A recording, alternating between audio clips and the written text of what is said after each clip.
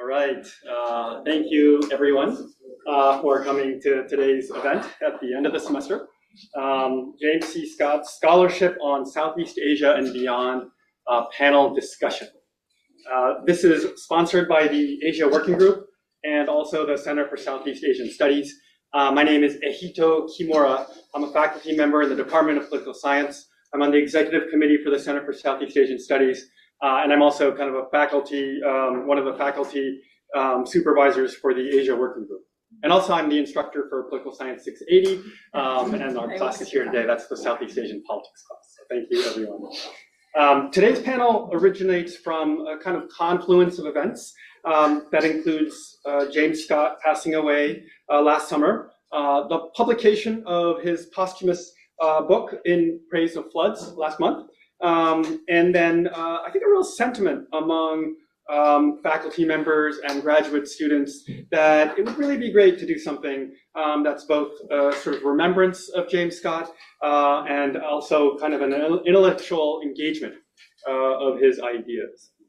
Those ideas, I think, are embodied in a remarkable body of work and scholarship, engaging big questions that scholars have asked around states, around resistance, and about power, broadly conceived and in its many forms.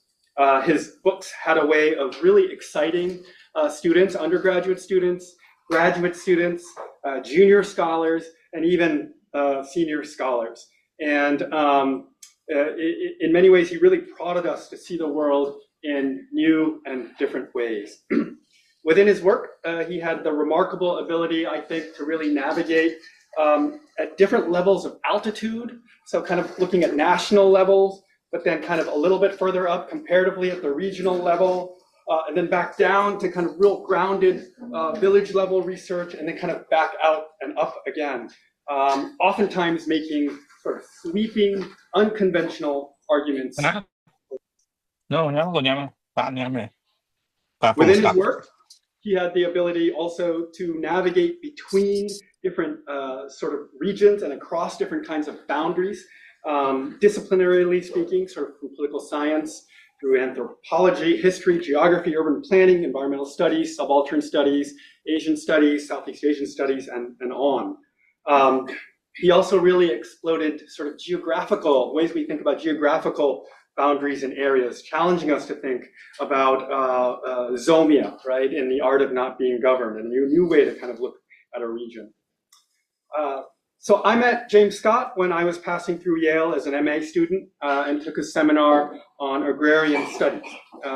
And then with a bunch of graduate students, like-minded at the time, we sort of cornered him and convinced him to teach a class on Southeast Asia. And there's a couple things I remember from that course that I just wanted to sort of talk about. First, and I think I relayed this to my students in 680, he insisted that we would read the classics of Southeast Asian studies. And he defined a classic as something where if you went to a party of Southeast Asianists, you would be embarrassed if you hadn't read this book when it was brought up. And we started with the 4-volume Cambridge History of Southeast Asia, and then we went on from there. There's a lot. He also used to say that half of what you should read as a scholar should be outside of your discipline, which as a matter of practice is actually really, really hard. But I think it's a real testament to the influence he had in other disciplines and the influences that those disciplines really had on him. He really preached that sort of interdisciplinarity and disciplinary diversity. Finally, he really insisted in our reaction papers of the weekly response papers that they should be called appreciations rather than critiques or responses. And I think he knew that as graduate students, we often all become really good at the art of finding flaws in even some of the best works. But oftentimes that can be self-immobilizing or paralyzing. And so he really wanted us to focus on the contributions. And that's not to ignore the flaws, but not to sort of dwell on them. And so I hope that's sort of the spirit of our discussion today as well. I want to introduce our panelists who have been given the task of talking about the legacy of James Scott's life and work in 10 minutes or less each. do what you can. And they come from a variety of disciplines and perspectives and generations. So I'm going to introduce all of them, and then we'll go down the line as they speak. Ben Kerkvilet is Emeritus Professor of Social and Political Change from the Australian National University, ANU. And before that, he was a faculty member here at UH Manoa in political science for 2 decades. He studied, he got a PhD in political science from the University of Wisconsin-Madison, where he was James Scott's first PhD student. He authored many influential books looking at peasant politics, state power, class relations, and everyday resistance, especially in the Philippines and in Vietnam. These include Everyday Politics in the Philippines, Class and Status Relations in a Central Luzon Village, and most recently, Speaking Out in Vietnam, Public Political Criticism in a Communist Party-Ruled Nation. The next speaker is going to be Barbara Andaya. She is Emeritus Professor of Asian Studies here at the University of Hawaii. She received an East-West Center grant in 1966 and received her MA here, and then moved on to the university, Cornell University, with a specialization in Southeast Asian history. She has also written extensively around the region, including To Live as Brothers, Southeast Sumatra in the 17th and 18th century, The Flaming Womb, Repositioning Women in Southeast Asian History, 1500 to 1800, and is serving as the general editor of the new Cambridge History of Southeast Asia. I hope it has even more volumes.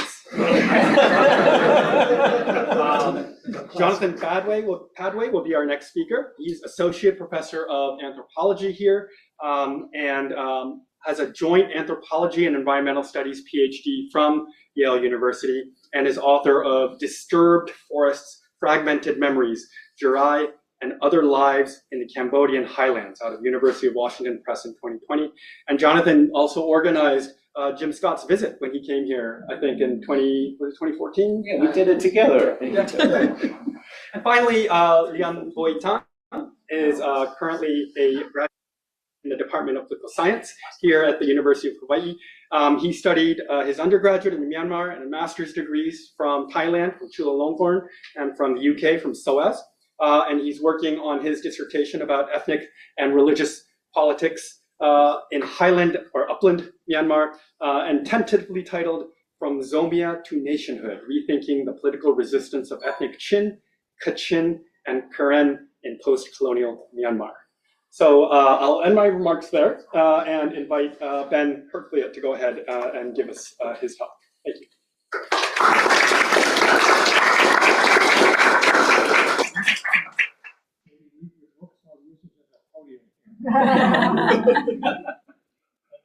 Thank you all for coming. Ehito's organized this, so we're here because of him. It's nice to have this occasion.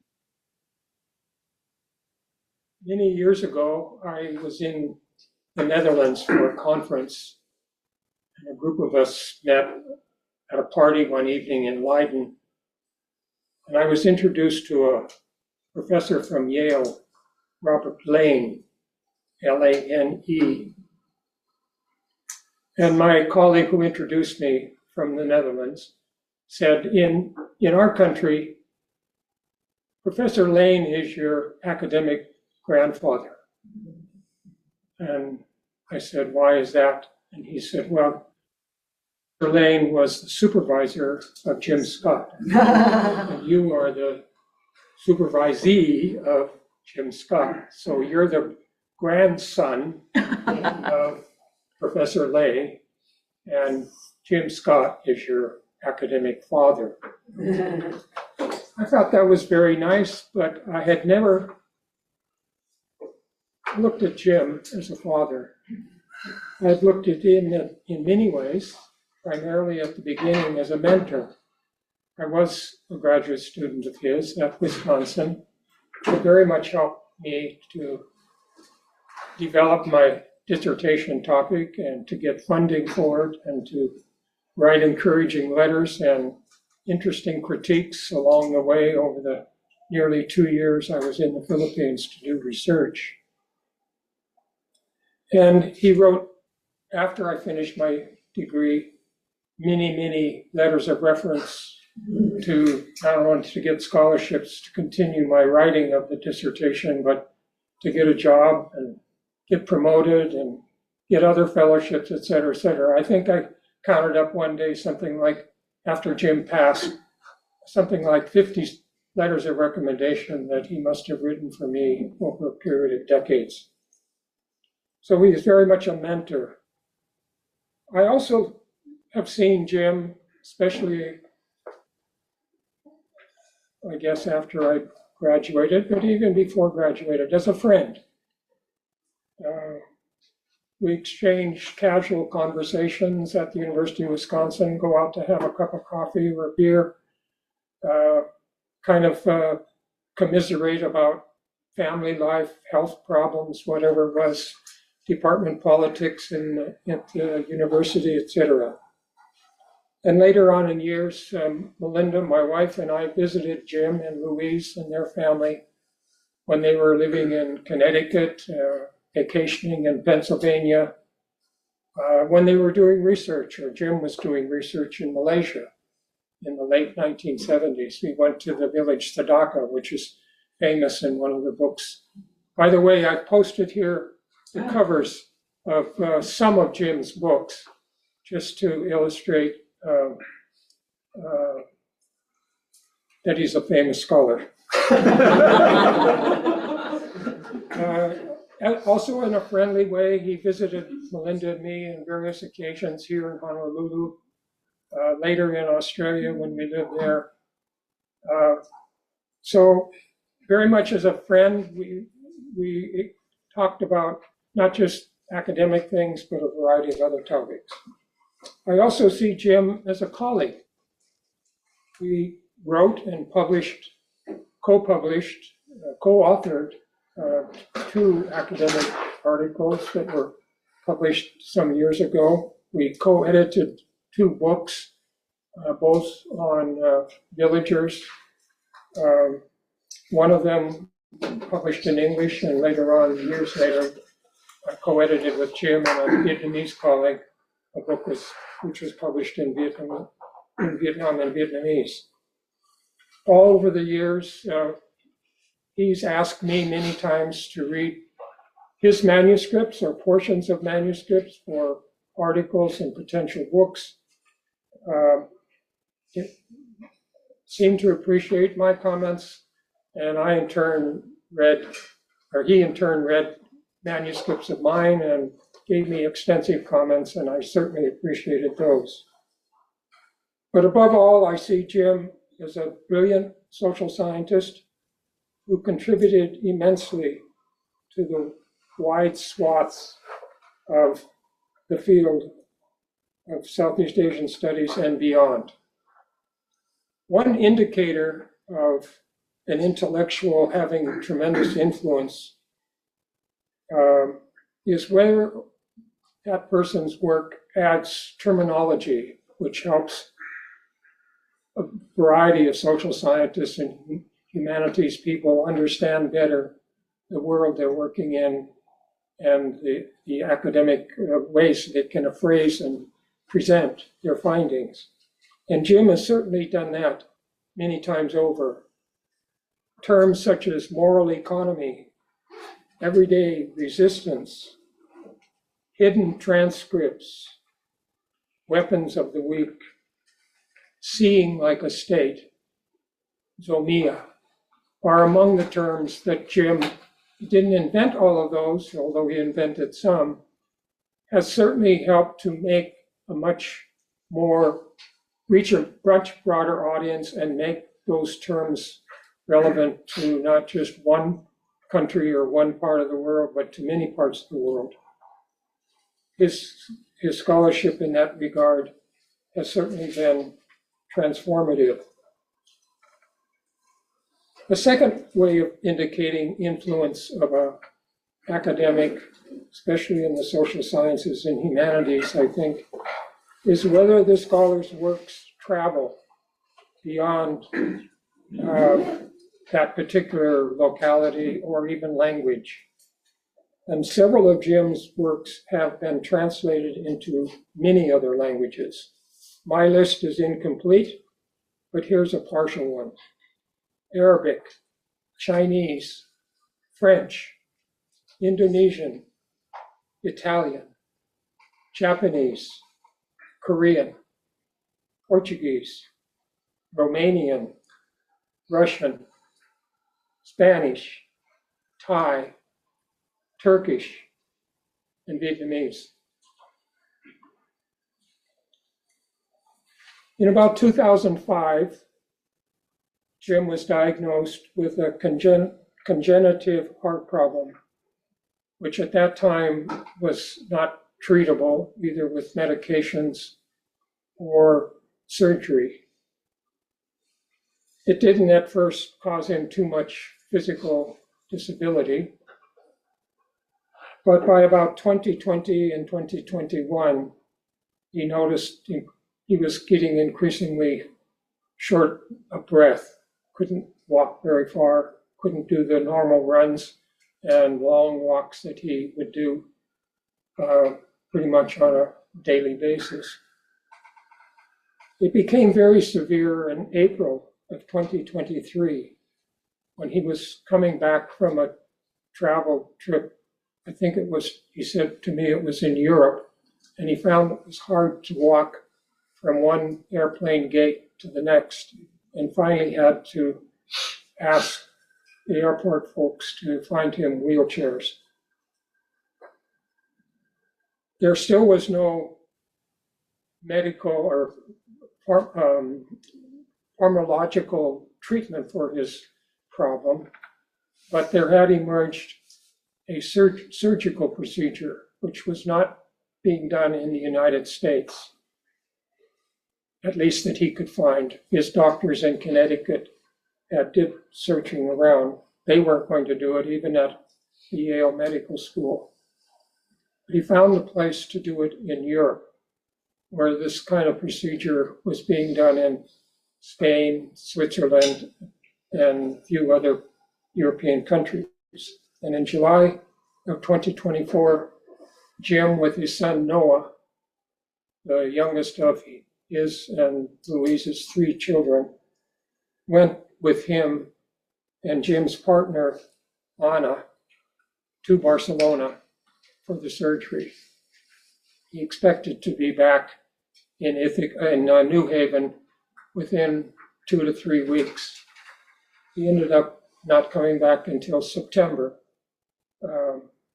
2024.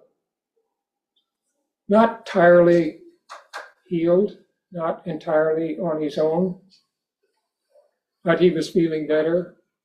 And in phone conversations and letters, emails I had from him over the next few weeks and months, he was getting better. And then our big relapse occurred in May, June, and he passed away in July. Thank you.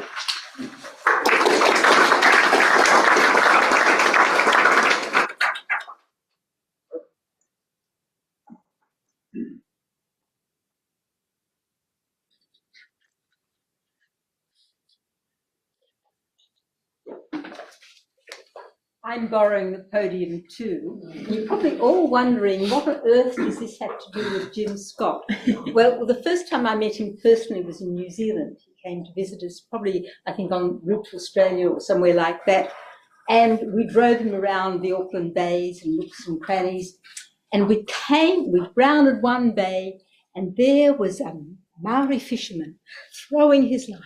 Jim it was just like that. Just like that. So absolutely embedded in his mind that this is what New Zealand is really like. People live off the land, they go fishing, they're all in this idyllic place.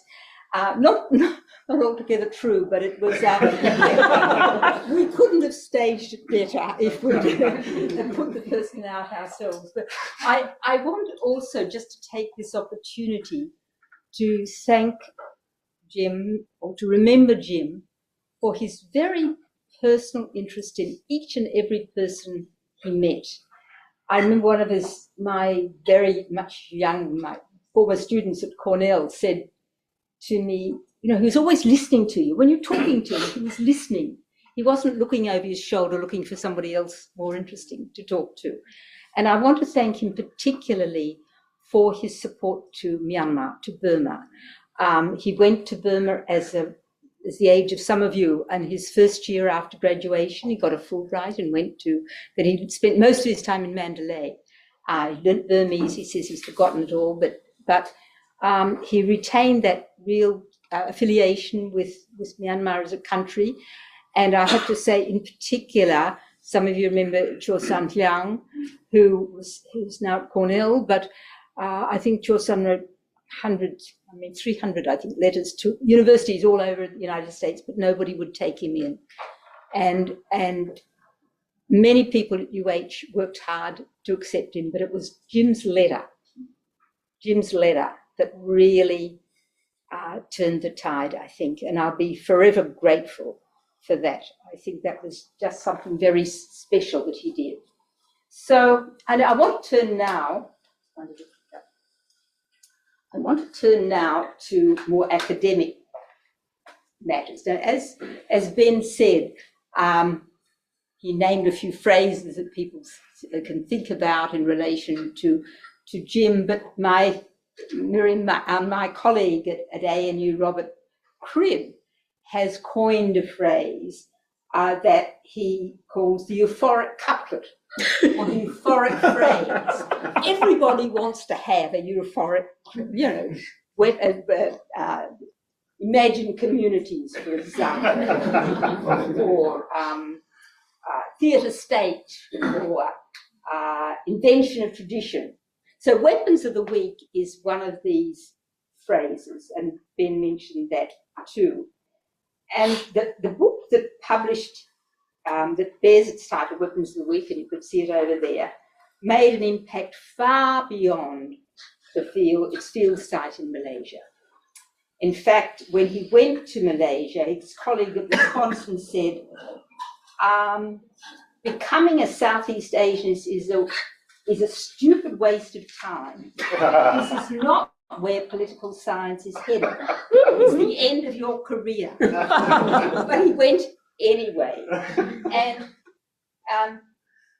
as you know, the Prime Minister of Malaysia right now is Anwar Ibrahim, who was a student leader when Leonard and I were living there between 1972 and 74. And it's rare for a Prime Minister to come out and praise an academic. It doesn't happen very often, think of now. So the Prime Minister really praised, from the South China Morning Post, but he said, Weapons of the Week has always resonated with me, recalling my activism for the rural folk in Kedah in the 1970s.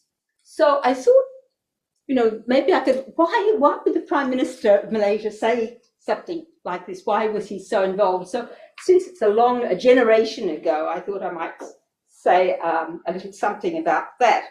So some of you probably don't remember, I don't think it's up there on the famous books, but Jim's first book was published in 1968, and it was called Political Ideology in Malaysia, Reality and the Beliefs of an Elite.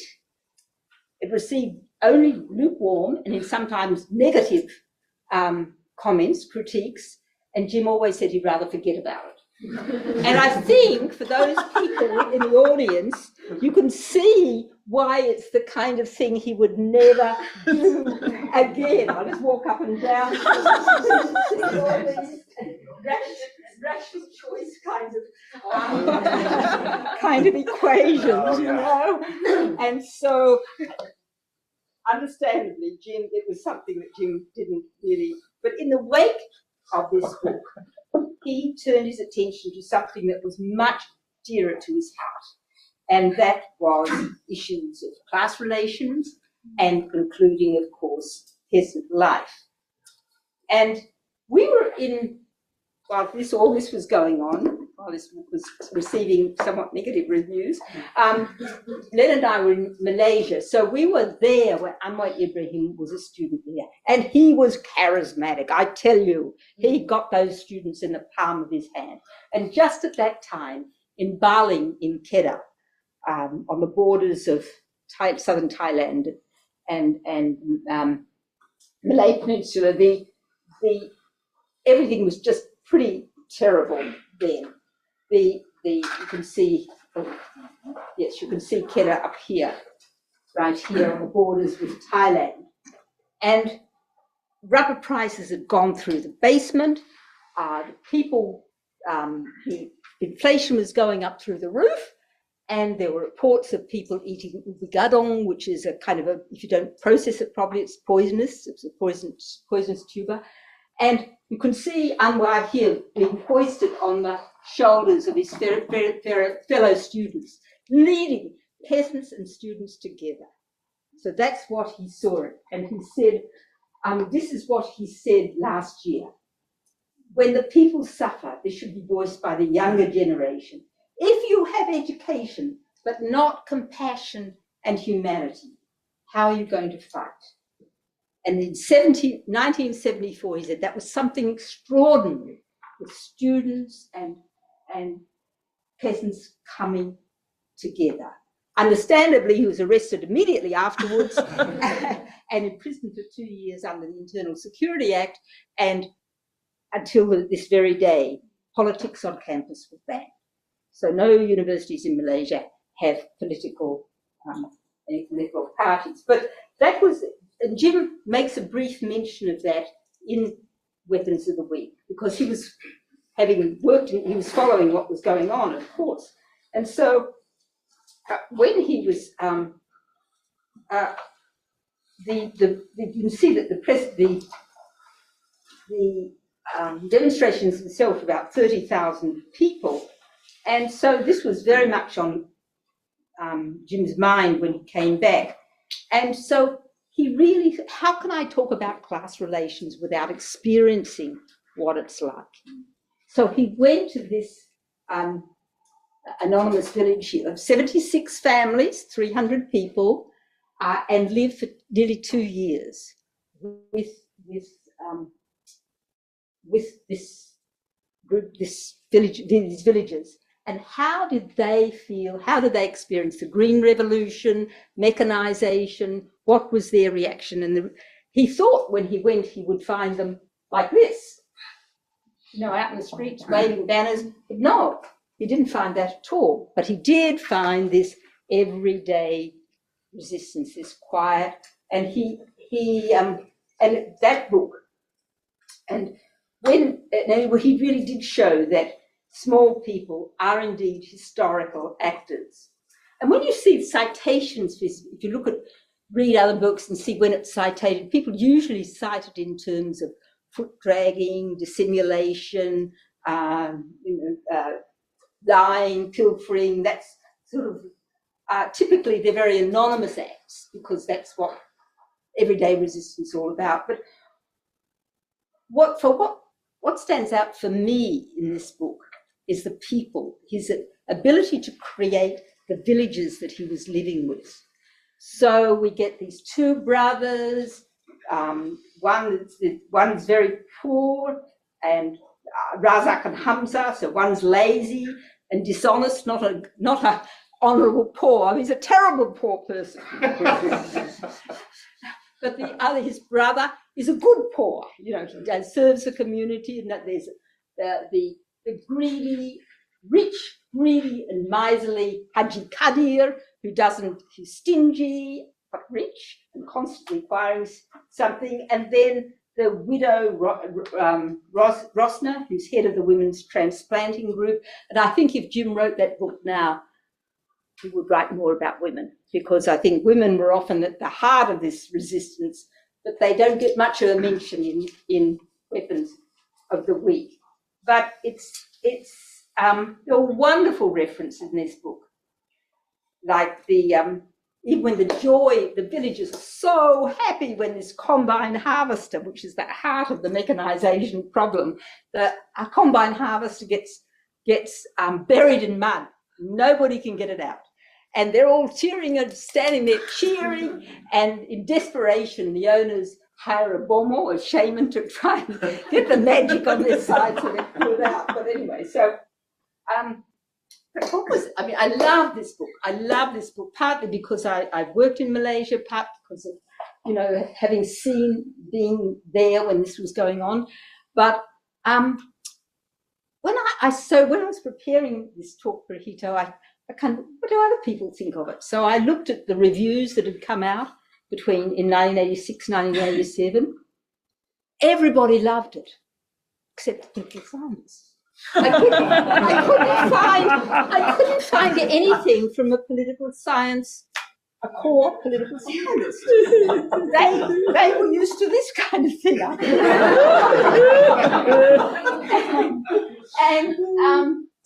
And the only person was Milton Eastman from Cornell's, interestingly, Department of Government, not Department of Political Science. And he wrote a very nice review, but he did say that it was a bit short on theory. And Ben himself is on record saying that he thought himself as quite bad at theory.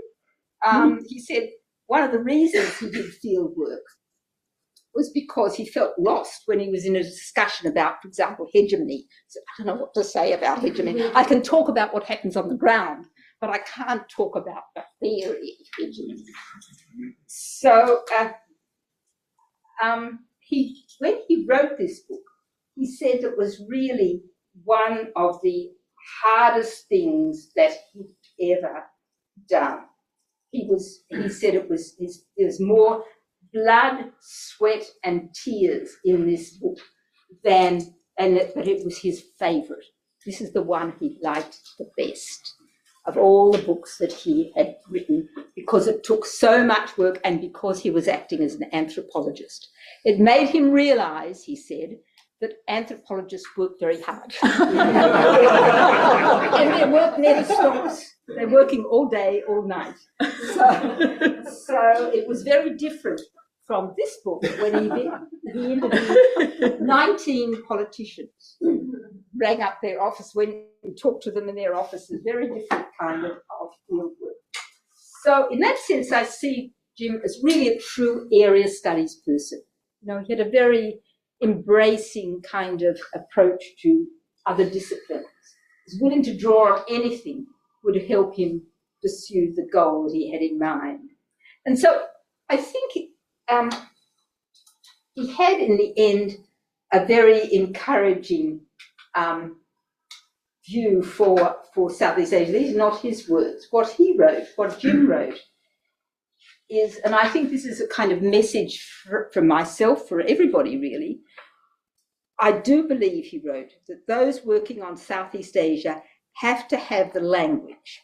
In this case, he really learned the Kedah dialect, which is really, I can't understand it. It's really different from standard Malay. And a great deal of local knowledge, history, literature, popular culture, art, religion. And even if you're criticising some other point of view, you have to invest the time to know what those other people are saying. And so at a time when support for our field is declining and the academic world is facing attacks from a number of directions, I thought I'd just end with, not with Jim's words, but with Anwar Ibrahim's words in his tribute. It's imperative that we continue to champion Southeast Asian studies and foster future scholars like Scott, deepening our understanding of our societies. For indeed, self-knowledge is essential for our progress as nations and as a region. Thank you.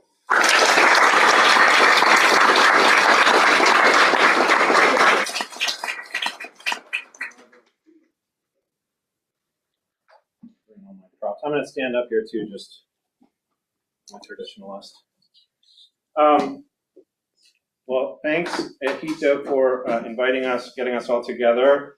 I want to tell you all, Ehito just said we should just bring reminiscences. And I asked him to tell us what that meant, and he did not answer. So, I'd also say I love the idea of what Jim thinks of as a classic. I don't think you could go to that great party of Southeast Asianists, which happens all the time, of course, just Southeast Asianists hanging out and partying, without knowing, I think every single one of those books, maybe only one cheer, you only need to know one cheer of anarchism, and then you still have about 7 months on In Praise of Floods. After that, again, you'll be embarrassed if you show up not knowing it. Okay, so reminiscences. So I thought I would think of a couple of personal things and then try to indicate how they show a little bit something about Jim as a scholar and what his scholarship does. So I'll start with 2 anecdotes. The first is just an email I received from him, which I think some of you in this room will appreciate. Dear Jonathan, the honorarium from UH hasn't come. And I've long ago sent a big check to the Burmese Prisoners Fund. I know this is not your fault, but could you check? If I were a credit card company, there'd be fees and penalties, and pretty soon, my people in dark suits would be cruising past your office. Hope you're thriving, and sorry that you get to be the whining post, best Jim. Right? Classic Jim. There's a social critique involved there. The University of Hawaii did not pay him. Second anecdote, I did my master's in forestry and environmental studies at Yale, which was based in the forestry school, and then I did my PhD in environmental anthropology there. I took Jim's team-taught Agrarian Societies graduate course my first year, and also worked as a student assistant in the Agrarian Studies program, which was based there. In 2001, my cohort of master's students in the forestry school were set to get our degrees. That was the year George W. Bush was elected, and Yale decided to give him an honorary degree at commencement. This is pre-September 11. There was a lot of protest on campus and a lot of agitation about this, and I was involved in organizing a protest with my environmental cohort, and there were other centers of protest around in the law school and elsewhere. And there were a lot of different ideas about what to do. And I remember, I don't know if you guys know who Jedediah Purdy was. He was in the law school at the time. He now writes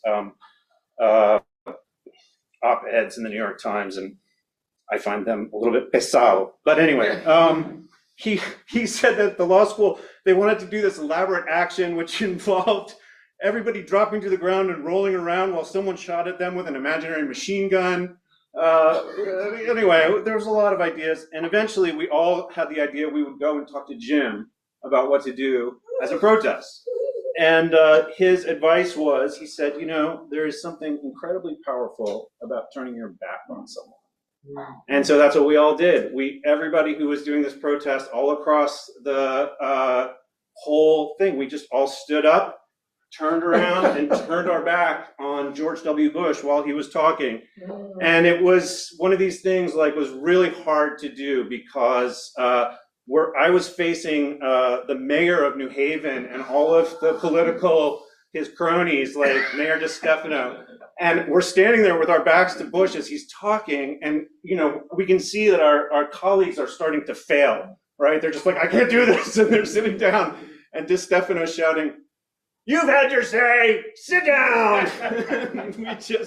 we stayed there standing up. So this was a great insight from, you know, it's not every day that you get to turn your back on the President of the United States. So it's not really everyday forms of resistance, but it was pretty close.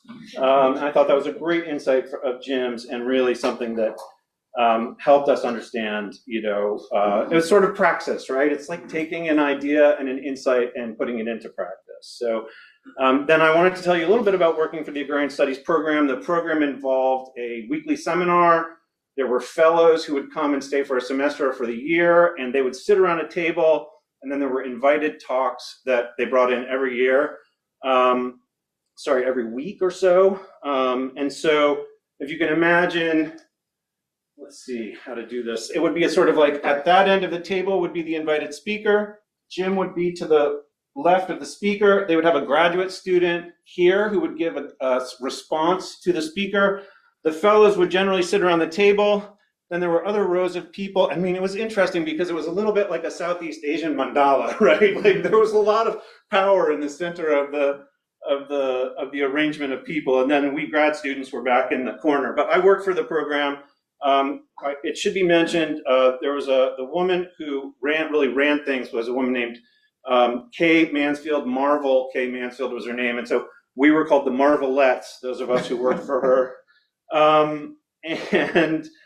You know, it was an amazing thing. So I'll just tell you, like, they created, so have you guys saved your posters from every single seminar that you've attended here at UH, right? I was like a bit of a groupie, you know? I mean, these are all of the posters for years of the lineup of all of the people who came. And the first year, you know, Richard Grove and Henry Bernstein were sitting at the same table together, right? So the author of Green Imperialism, about a year after it came out, and one of the founders of the field of peasant studies, which is where Jim had emerged from, sitting at the same table with all of these other people having these amazing conversations. And the thing that I wanted to sort of convey about this experience was that I think that what's interesting about it and how it fits in with essentially Jim's approach to scholarship was that the way that it was arranged created the possibility for a conversation to emerge and for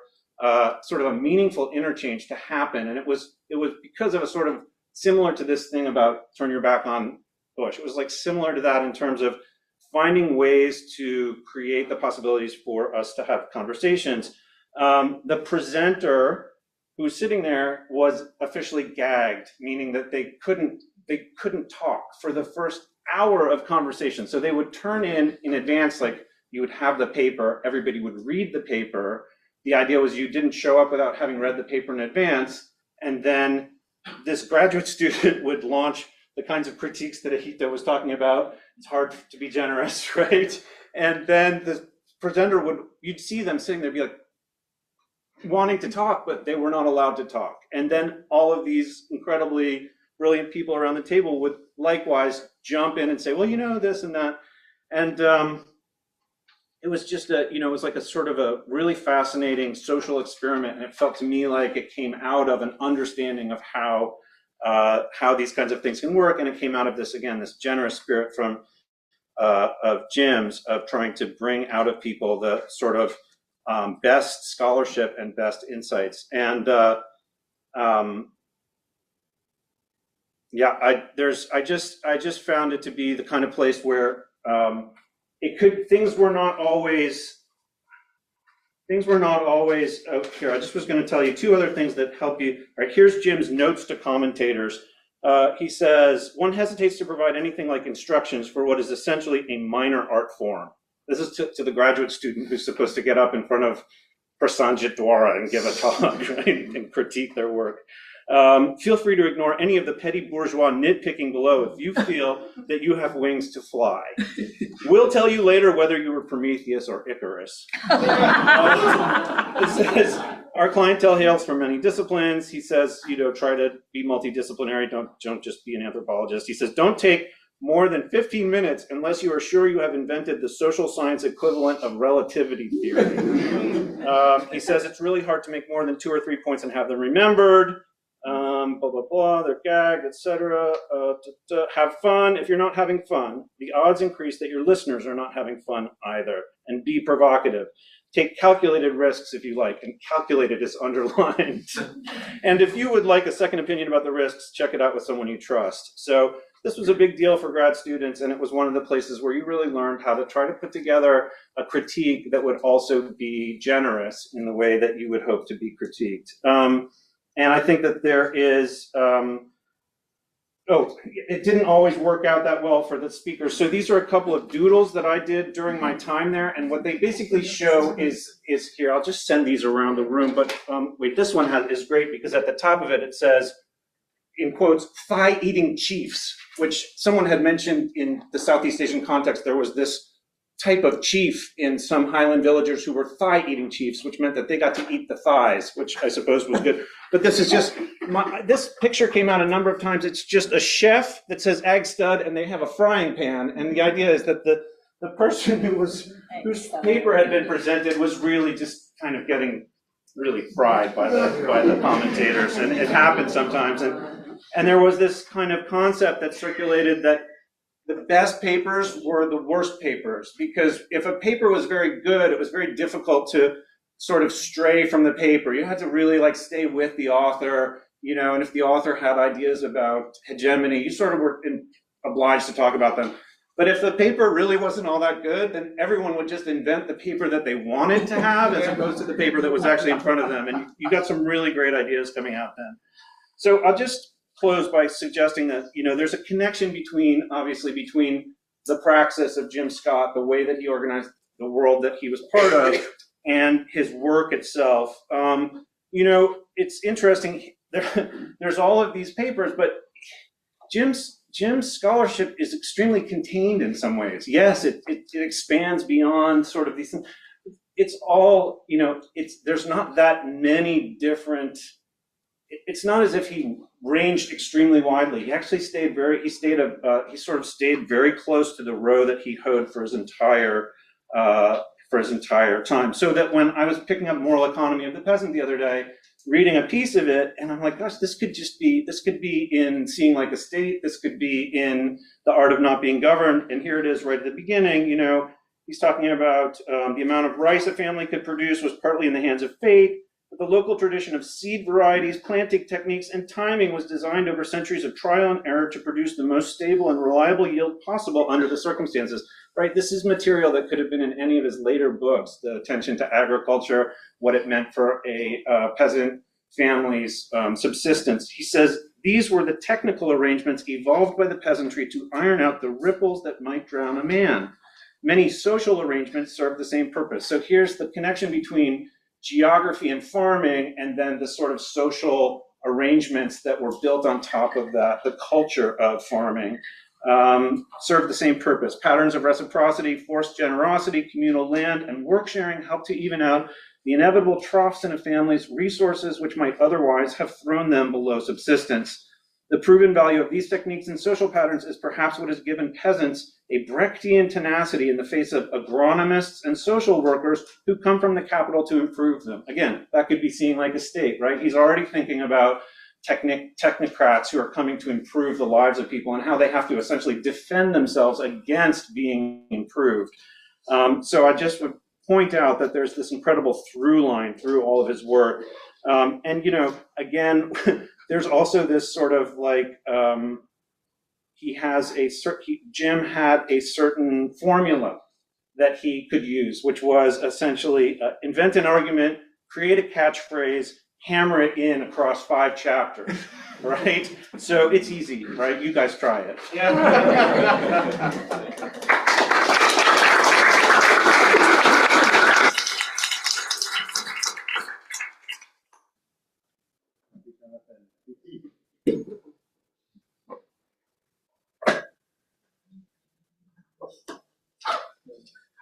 Hi, everybody.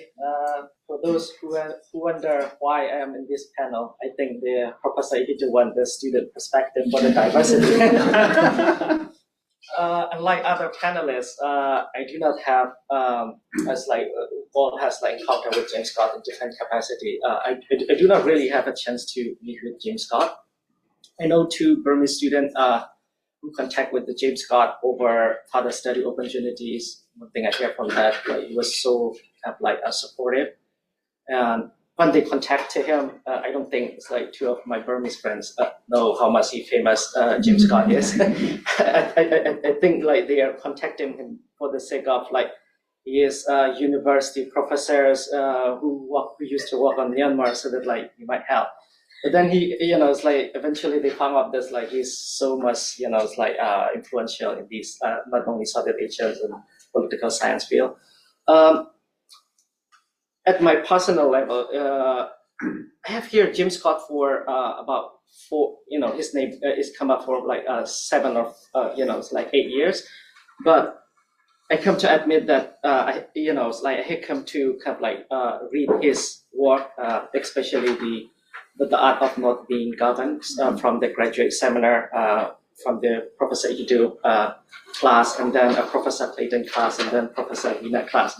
And then that book is something that made me completely change my kind of like attention to work on the dissertation on the zomia, because part of the reason was I am also coming up with the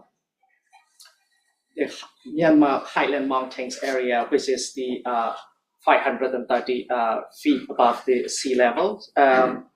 And I have heard about a lot of my peoples through the oral history, especially the the folk tale.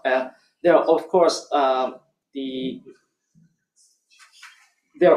written record of produced by the colonial archive and also the missionary, but those are written in English. So it's like when I was young, those are not accessible to lots of the wider within our Chin communities.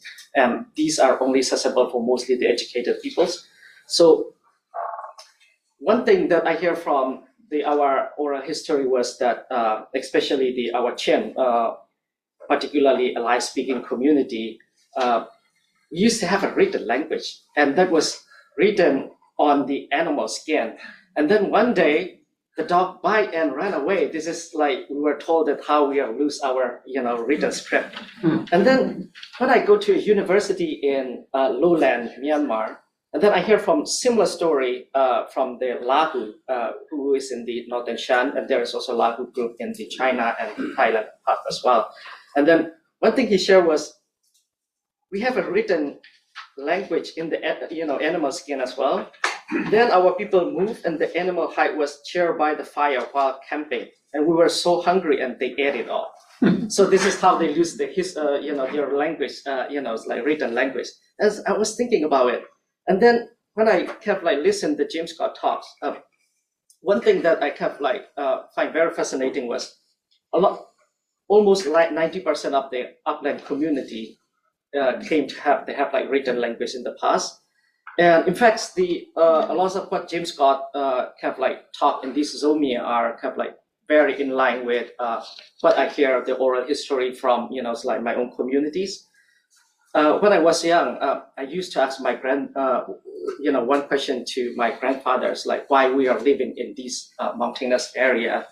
And then one thing he mentioned was, he said, quote, when choosing a settlement, our people choose a high mountain for its formidable defense, neglecting the challenge of the water and food scarcity. So in this, like James Scott, I have seen a lot of the kind of like complementary that I hear from the oral history that make me really kind of like want to deep dive in this, the scholarship of the zomia. And when it comes to zomias, like one thing that I kind of like find fascinating was not only the role of the hill, but also I kind of like wonder about the role of the river that how it shaped the socio-political life. But make distinction between the mainland Southeast Asia and maritime Southeast Asia.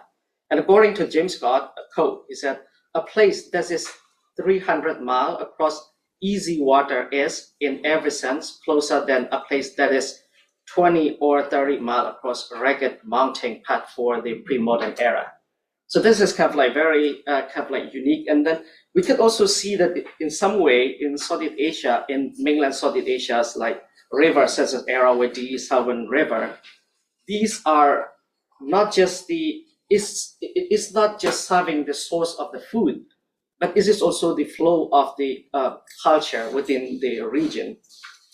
And I would like to show one this map from the 1929. So we can see that this is the the Irrawaddy River in Myanmar, and we can see that the river has served the flow of the Burmese or Buddhist identity in these like regions, probably like 20 to 30 miles across the river. And on the other hand, we can see that the Sanskrit and Buddhism haven't really climbed, like above like 250 meter from the valley in the, it's like a pre-modern era. And I think that the exception was the Shan, especially not only the exception in Burma, I think the exception also in, the Southeast Asia. And other groups who reside in the valley or a little bit lower altitude in the valley, such as Mon, Arakans, who used to have practiced the kingdomship, would fall under the Burman kings. And then this hill, not only a sub of the zone of resistance, it's also a sub of the zone of cultural and language diversity. And one surprise thing is in Myanmar, there are 135 ethnic groups. This is basically poorly done by the linguistic assessment by the, it comes from the British. But one noteworthy from this statistic is among 135, 87.41% of the statistics come from the highland peoples. Chen, Kachin, Shan, Kaya, and Kayen. But their population are less than 20% of the country. So in some way, it's kind of like reflect about in Myanmar, if we look at the, the land of the Zomias, like we could also see the, I think, like why political autonomous was, like it could be maintained in this highland area with, although their population is very small. And I think with this James Scott Zomia, we could also kind of like see that like why the British maintain somehow indirect rule. Of course, there's like another way of, it's like divided and rule system, but I think we can see that why there is like indirect rule. And then we could also see why the American Baptist Mission are relatively successful in this highland area. And finally, I think this kind of like highland lowland dichotomy is something that explains us why political tension continues to exist in Myanmar, contemporary Myanmar. And I would like to show like one final map of Myanmar topography and the ethnic conflicts. So one is the ethnic conflicts data after 2024. The dark blue is where the resistance, are seizing the territory. The light blue is where the military is, like continues to hold it. And the black dots are the CDN towns, like, seized by the resistant force. And another is Myanmar topography. So it's kind of like reflect that like these highland area, why resistance are quite still strong in Myanmar. So in final sentence, I would like to conclude that the highland lowland dichotomy in some ways still lie at the heart of, I think, when we look at the Myanmar's, why the concept of the indigeneity is coming up, why ethnic armed conflict is continuous, and why identity politics is still at the heart of conflict in Myanmar. Thank you.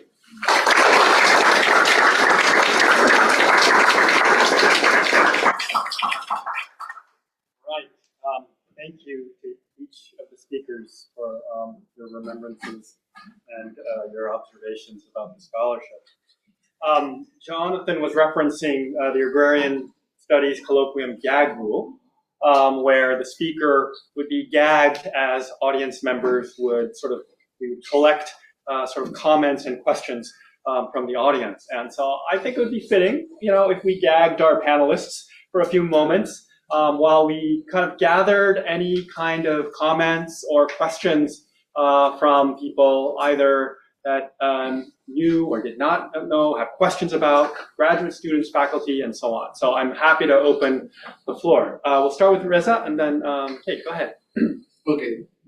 Thank you for your time, and it was very interesting, because if I can give a bit, just 3 months before he died, I actually emailed him asking if we can have some discussion. So I'm organizing this very big for Indonesian online, but then my moderator said, Mas Reza, he passed away. Oh, really? It was like 3 in the morning. So yeah, I'm a bit sad, but I'm also upset that James Scott, come on, man. It's the only time I can invite someone like him. But my question is just very simple. What are your critiques to James Scott scholarships? Just that. All right, thank you. We're just gonna go around and collect. Did you have a comment? Yes, my name is Keito. I was doing my dissertation at Princeton, 92, 93, and then his book, The Moral Economy of Patents, and also the idea of the weapons of the week really inspired me. So I wrote more book, which is based on the spontaneous, unorganized, leaderless, non-ideological, apolitical movement. Talk about farmers really started rural reform in China. This is the last using his case, but of course also influenced by the power of the powerless. So to my great surprise, I got a letter from him. He said, I know a perfect person who should write your foreword of your book, which is Edward Friedman. It was his best friend. He's like, okay, they will travel together. Edward Friedman was political scientist in Wisconsin. So I'm very grateful to him. And then when I wrote my book published in 1996 by Westview, at that time, most people attacked me because they think Deng Xiaoping studied reform. How can you say the farmers won't have, people like that? And it's leaderless, non-ideological. Many people attack me, critique. But right now, in political science, in Chinese politics, the weapon of the weak and the power of powerless and my suna, which is spontaneous, unorganized, leaderless, non-ideological, apolitical movement, is the one people study China or any other kind of authoritarian regime. They have to use that model to look at any kind of resistance. So I'm very grateful. Thank you. Hey, thank you all so much for your presentations. I'm glad that you were able to apply some of the things that James C. Scott had to say in the context of Myanmar and in Malaysia. I'm wondering if you can speak a little bit to other areas in which you've applied the sort of theories and ideas from James C. Scott, whether it's the Philippines or parts of Indonesia.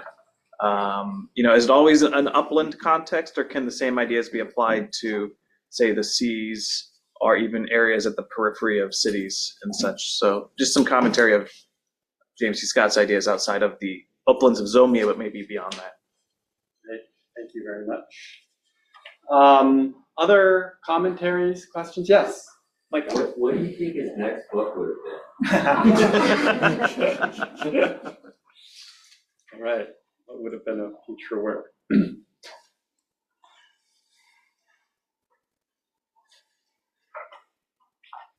I do remember another faculty was saying that the week that they do Weapons of the Week is among the most popular.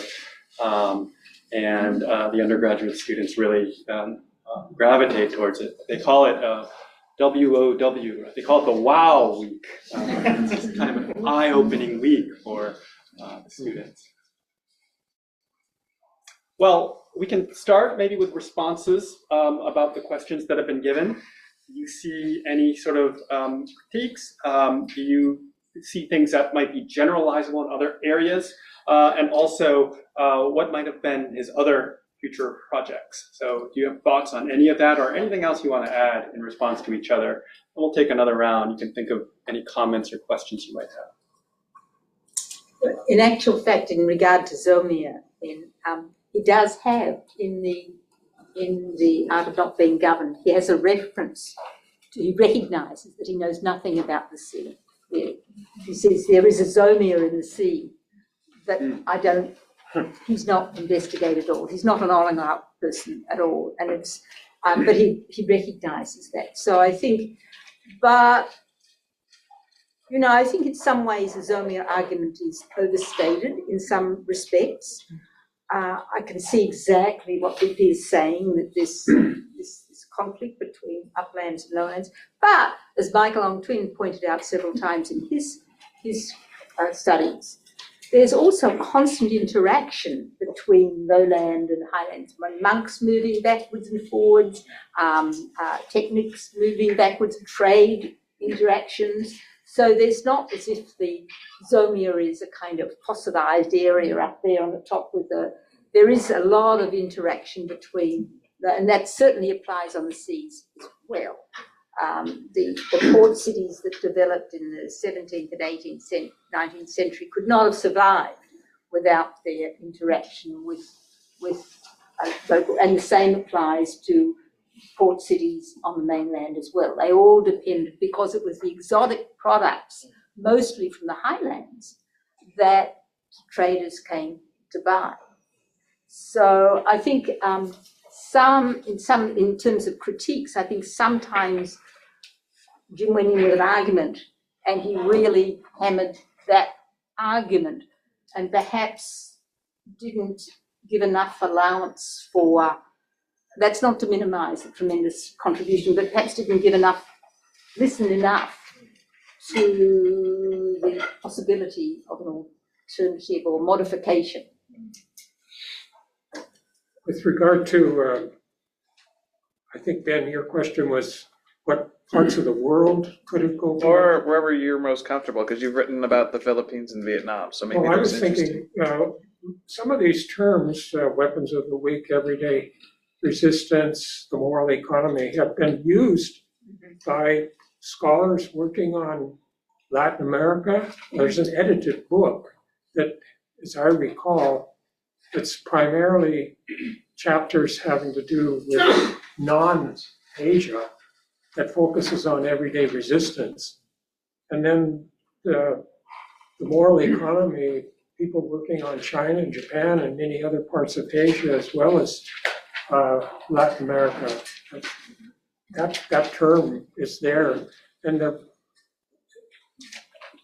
Jonathan probably can correct me, but there are 2 or 3 fairly prominent anthropology journals that people, the focus of the issues were on Jim's work. Yeah. And the people contributing were from many different parts of the world, as I recall, or certainly beyond Asia. I mean, certainly beyond Southeast Asia. So I think his work travels quite broadly, geographically speaking. Certainly include many other parts of Southeast Asia, including the Philippines. Oh, sorry. Yeah. Go ahead, Ben. That's it. That's it. The article, there was a forum at the American Anthropological Association that Jim came to, and then they published some of the critiques. There was a back and forth, and it was interesting. Tanya Lee had a sort of penetrating critique of Scott's Seeing Like a State, and I mean, I think that this was kind of, there's others who have made this too, which is that the idea of the state as a monolith is one of the places where, people take issue with Jim, that the state is made up of numerous different interest groups and power centers within the state, and that those don't necessarily come out when you start talking about society against the state, which, he drew from Pierre Clast and stuff like that. So I think that's one place where you'd find a critique of Jim, and also relates to that it's in American Anthropologist, I think, the journal. I have a couple of critiques. I would say when you apply a non-native language name to a place, that's a colonial process. When we call a mountain Mount McKinley, that's not exactly an indigenous, right? That's not the name of Mount McKinley for the people who live there. And I've always thought that calling an entire region by a name that is not the language of the people who speak there makes it's an external practice. I understand why he did it, right? He did it because he wanted to say, let's look at this area as if it had a continuity and integrity that states themselves don't have, right? It is itself like this large area that holds together according to these principles.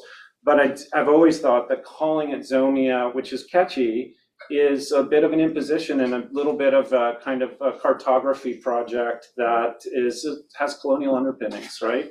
And then I'll just say that my friend, I was hanging out with a friend of mine, some of you might know, a guy named Shafqat Hussain, who was a student of Jim's. And when Art of Not Being Governed came out, one of his Pakistani intellectual friends who was in England called him up, and I was listening to this phone call, and he says, tell your friend Jim Scott, yeah, that's right, my parents didn't learn English because they didn't like the government. They didn't learn to read and write. Because he has this whole argument in there about how people's inability, their refusal to speak the language of the dominant society could be considered a form of resistance. And he was saying, come on, man, people in the rural areas are always trying to learn how to read and write. It's, that's how they can launch a successful form of revolution often. So I thought that's also another place where there's an overreaching in the argument, but generally that's done for provocation's sake, I would say. about, somebody asked what would be the next book. It would be, I think, the book that just came out, In Praise of Floods, but more so. Jim couldn't complete it. He was getting too ill.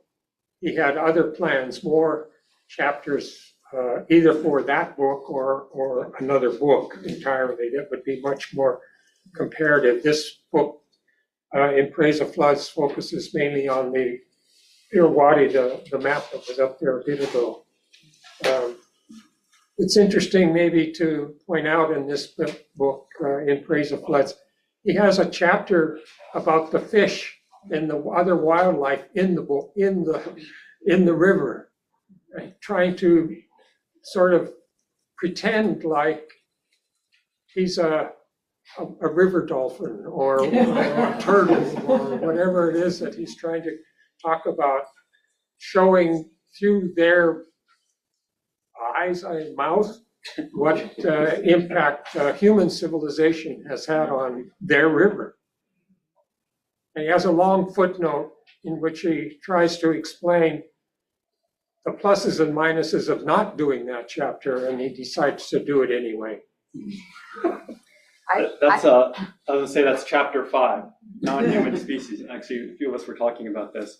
I was just gonna say, and I read this to my class as well, but if you read the description of the Yale Agrarian Studies series, James C. Scott, series editor, it says, the Agrarian Studies series at Yale University Press seeks to publish outstanding and original interdisciplinary work on agriculture and rural society for any period and any location, works of daring that question existing paradigms and fill abstract categories with the lived experience of rural people are especially encouraged. And this sort of goes back to what Jonathan was saying about calculated risk. And I do think James Scott in many ways pushed the envelope, and he took risks and chances. He has a chapter 6.5, in one of his books that talks about like orality as a resistance. Yeah, and in The Art of Not Being Governed. He has a chapter where he's writing from the voice of an Irrawaddy dolphin and plants, right? And ginger plants and things like that. And so he was always sort of taking those risks, and he, to some extent, as a tenured senior professor at Yale, I'm sure he could take those risks. But I think he also valued that, and he created also kind of an incubator for graduate students where they could present, half-formed works, and allow them to get feedback at a time and process that was before they had invested too much in those kinds of things. So that risk-taking, I think, was sort of characteristic of his scholarship as well. Yeah, BP. I have two kind of I'm comfortable with his arguments on the zodiacs. One is about, I don't think he kind of emphasized enough about the role of the colonizations, because his argument, he mentioned that the argument is valid until 1945, and in some talks he said 1950, but the colonizations was in the in the 19th and the 20th century, and especially in the case of the Burma, the colonization and missionary is something is completely changed to the this island region. So that's why it's part of my dissertation was focusing on how these zomia has kind of transit from what we call it ethnicity or nationhood. So basically, one of the example was the after during the British, the Burma rifle was largely kind of into the these highland regions. So it's kind of one of the examples.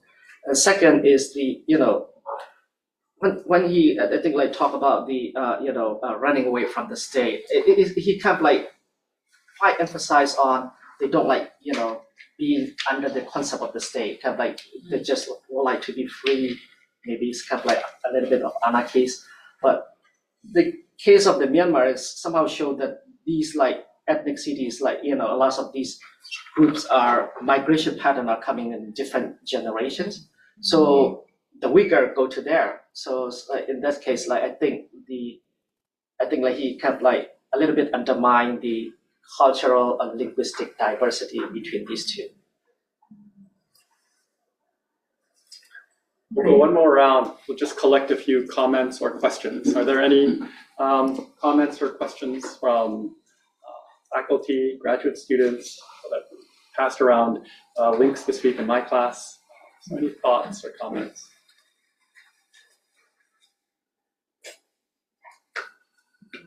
Yeah. Okay. Comment. Aaron, go ahead. My name is Aaron Moyer with the Political Science Department and 80 students. So Scott, Professor Scott really is new to me as of this semester, thanks to the class, but I found it very interesting and I've got a lot of reading to catch up to.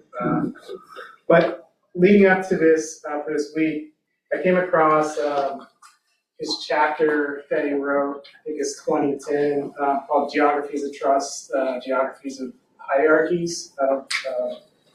And so his concept of geographies of trust illuminates how informal social networks sustain civic function despite high modernist planning impositions. In his analysis, he notes that trust structures remain undiscovered until their erosion begins to have massive effects. So my question about that is, how might this theoretical framework help us understand contemporary Southeast Asian contexts where traditional community structures interface with rapid technological transformations? So, do you have any thoughts on that? Thank you, Aaron. Any other comments, questions? I thought I saw another hand. Vina, yeah. Okay. Well, I just wanted to ask maybe something that probably just came out, because as you were talking about how he would push the envelope and, and had all this, he was also a kind of controversial figure, right? And I think I was wondering whether you could address some of the controversies that basically was associated with Jim Scott. And I think mostly it came out, once he, like when he passed, it was all over social media, I think. I don't know whether you know what I'm talking about, but I think it's partly understanding his relationship with the politics of the places that he was studying, right? And the fact that I think as one of the pioneers of Southeast Asian studies and being, a privileged white person working in these societies, that somehow there was some kind of controversy that, in terms of his relationships, either with the U.S. government or the governments that, because I think what's so interesting with Jim Scott, I mean,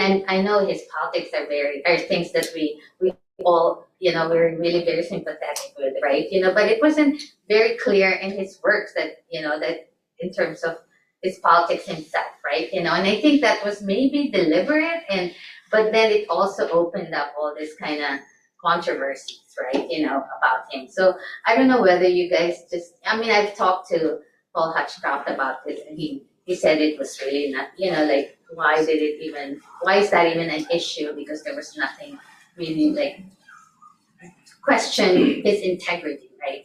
There's nothing, but at the same time, there was all this things that were, so I wanted to just kind of ask you guys, because you know him personally, because I've never really met Jim Scott, but I really admire his work, like everybody, and, and how, in terms of just highlighting the challenges of somebody as a pioneer in the field and going into these regions before that are not really open to a lot of people, right?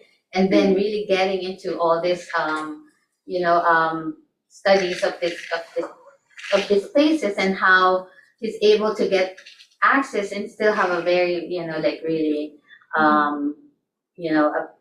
really profound understanding of the politics of those places at this time. So.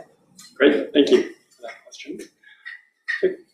Yeah. I'll ask kind of a related question. I know I've discovered James Scott this past year too, and I find that several scholars I read and then like their work and realize later that they were farmers and ranchers. So I was wondering if y'all had any thoughts on what is the importance of him being a sheep farmer in sheep sense and having kind of this in the dirt sort of agrarian background to his work and being able to integrate and understand so many other places. And how rare is that in scholarship today?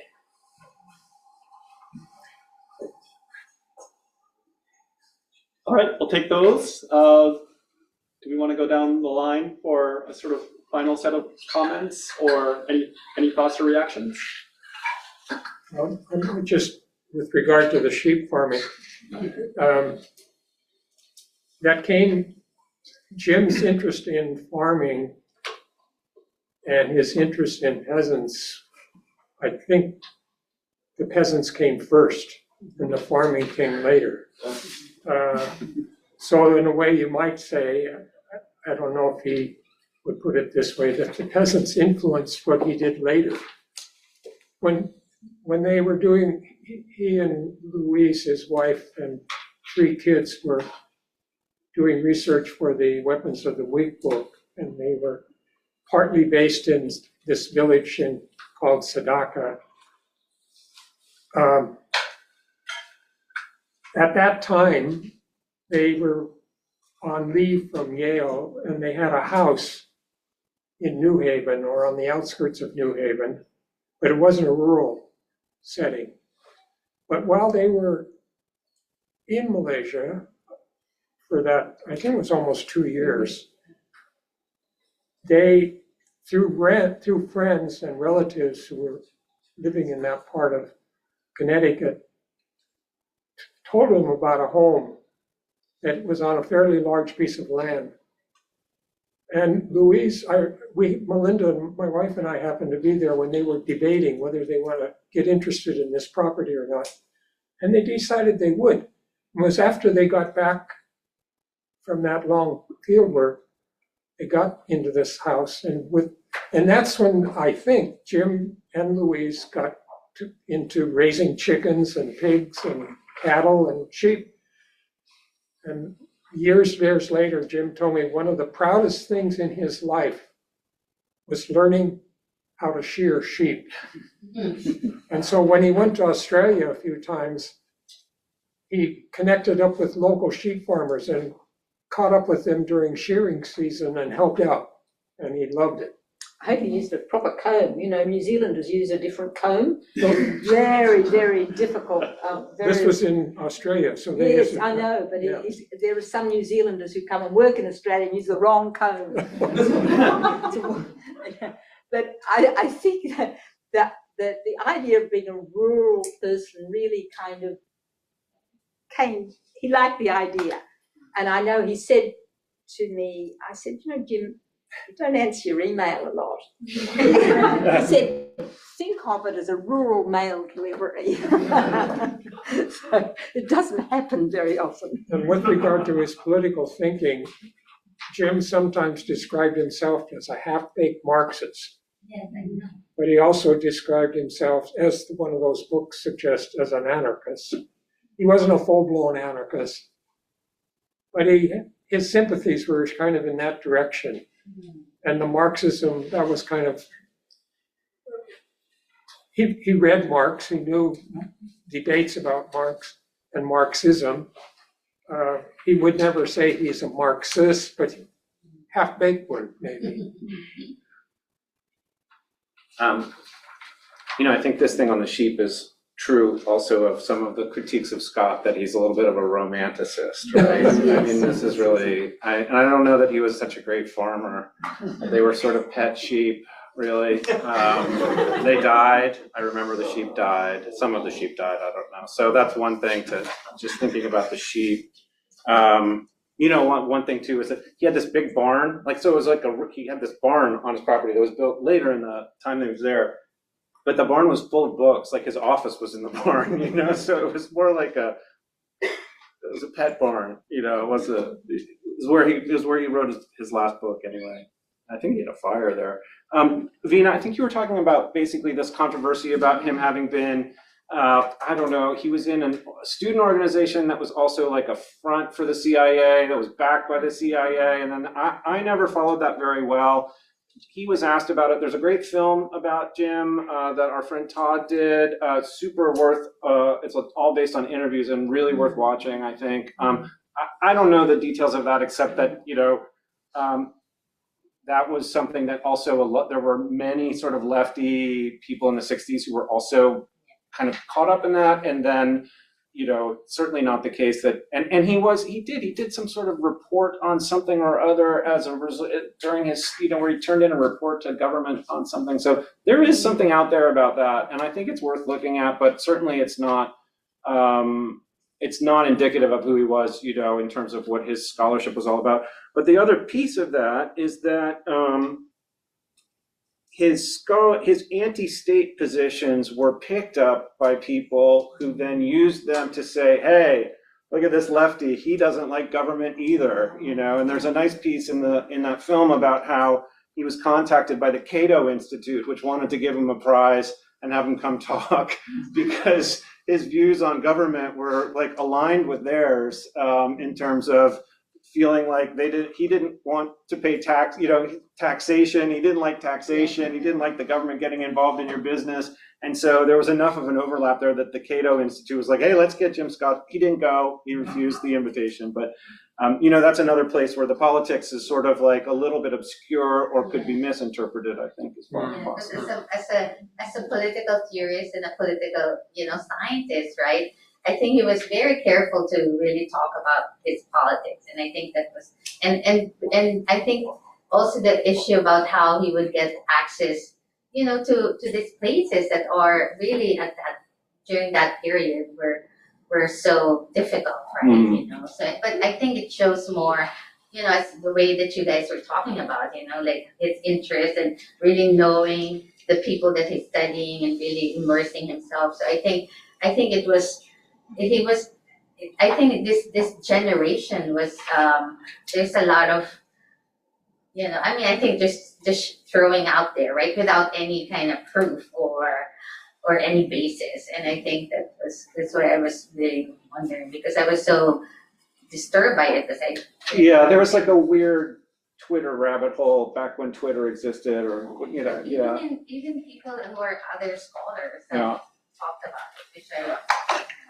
So, yeah. But thank you for clarifying all that. We do have to evacuate this room at 4:30, but I think there's lots to talk about. I do know that I think there are some snacks being arranged downstairs. Or fourth floor? Okay, in Tokioka? Fourth floor in the hallway, if people want to continue to this conversation. I do want to thank the organizers that really helped put this together. The organizers of the Asia Working Group, Pin and also the center staff, Terry Stillman and Shima and many others. The Asia Working Group will be having its final meeting this coming Wednesday. All of you are invited to come. There'll be food. We'll be talking about research and also talking about our work. But otherwise, thank you very much for coming to today's event, and please join us for any snacks upstairs on the fourth floor. Thank you.